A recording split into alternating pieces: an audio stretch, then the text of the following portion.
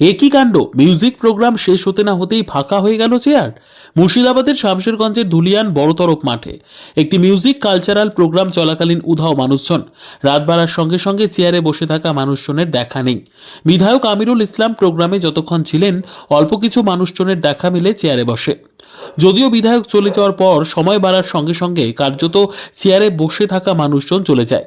বিধায়কের পাশাপাশি উপস্থিত ছিলেন বিভিন্ন ইউটিউবার থেকে শুরু করে সেলিব্রিটিরা, এবং সেখান থেকেই শামশেরগঞ্জ সহ ফারাক্কা এবং জঙ্গিপুর পুলিশ জেলার বেশ কিছু সাংবাদিককে সম্বর্ধনা দেওয়া হয়।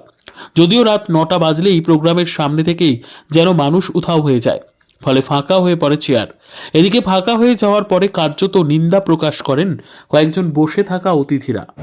কিন্তু এত পরিশ্রম করে জীবনটাকে কি করে বদলে দেয় সেটার প্রমাণ রয়েছে আজকে।